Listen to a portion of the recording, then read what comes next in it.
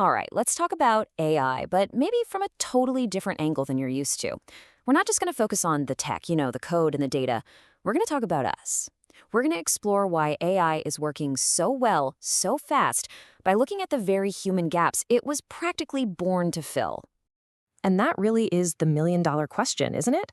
The reason AI's growth feels so explosive isn't just because it's some clever new software. It's taking off because it plugs directly into the holes in our own abilities. So what exactly are these human gaps? Okay, so this brings us to the core idea for today, human gaps. What does that even mean? Well, think of it as that space, that canyon, between what you wish you could do and what you actually have the time, the skill, or just the pure energy to get done.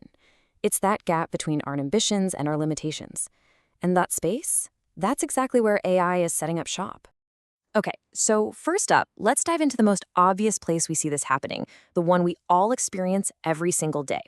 We're going to look at how AI is becoming our tireless assistant, basically supercharging our ability to get stuff done.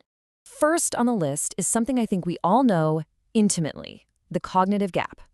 You know that feeling, right? It's that Sunday night dread when you open your work email and oh my God, our brains, as amazing as they are, have a limit. We can only pay attention to so much before we get exhausted and overloaded.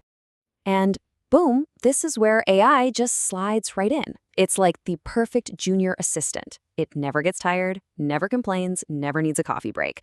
It can sort 1,000 emails, give you the bullet points from a 3-hour meeting you missed, or find that one photo you took 5 years ago. It takes all that mental heavy lifting off our plates so we can focus on the bigger picture. Okay, next up is what's called the predictive gap. And let's be honest with ourselves, we humans, we're not that great at predicting things based on tons of data. We usually go with our gut, our intuition, or some hazy memory. And a lot of the time, we get it wrong. We just can't see all the patterns. AI, on the other hand, is a pattern-matching beast. It's like it can see the matrix. It sifts through mountains of data to find connections we'd never spot. It's why Netflix is so scarily good at recommending your next binge watch, or why your phone knows the next word you're about to type. It fills that gap of uncertainty by anticipating what we need. Then there is the personalization gap.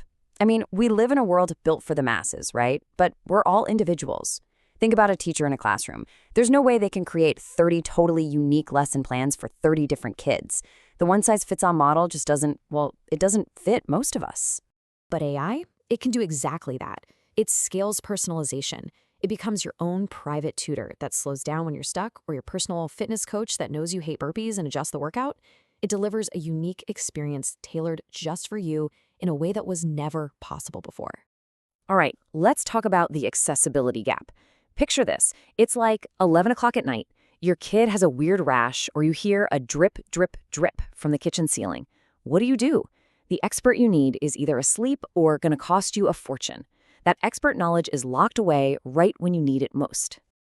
And this is so important. AI steps in to fill that gap. It's not the master plumber, it's not the doctor, not yet anyway, but it's that crucial first step. It's the initial triage. It gives you a place to start, some information to work with, and it makes that once scarce expertise available to pretty much anyone, anytime. Okay, so we've talked about productivity, about getting stuff done. But now we're going to pivot. We're moving from the practical to the personal. We're going to talk about the gaps in our human connection. And trust me, this is where it gets really, really interesting and a lot more complicated. Yeah, we are now wading into what the source material for this explainer calls the most controversial part of this whole story.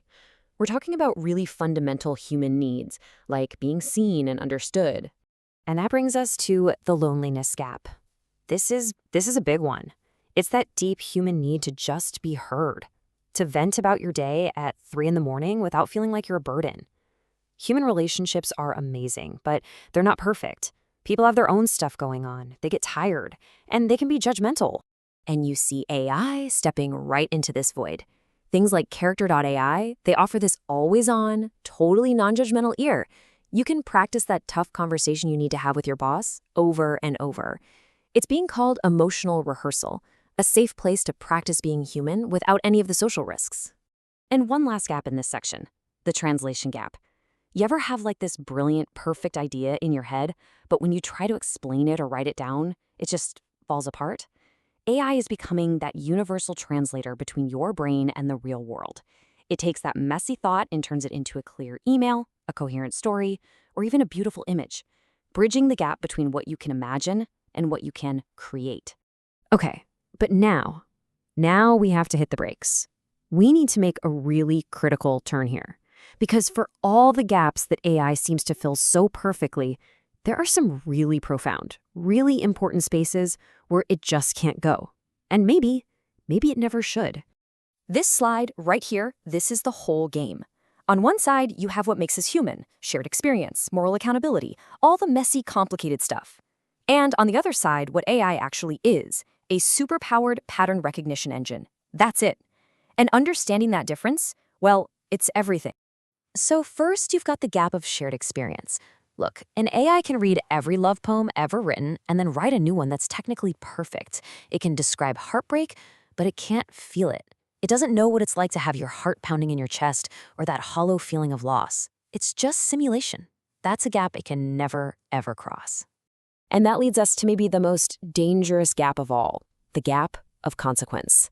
An AI gives a recommendation. It doesn't make a choice. It can't feel regret if its medical diagnosis leads to a bad outcome.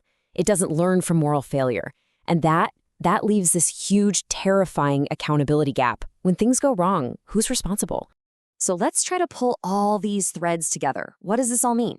We've seen how incredible AI is at filling our gaps, but we've also seen the massive, unfillable chasms that remain. And the real danger here? It might not be what you think. The source material uses this absolutely brilliant phrase for AI, an engine of compressed intention.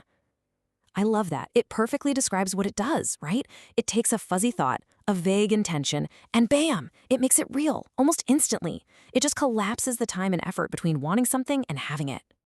And that leads us to the final big nagging question.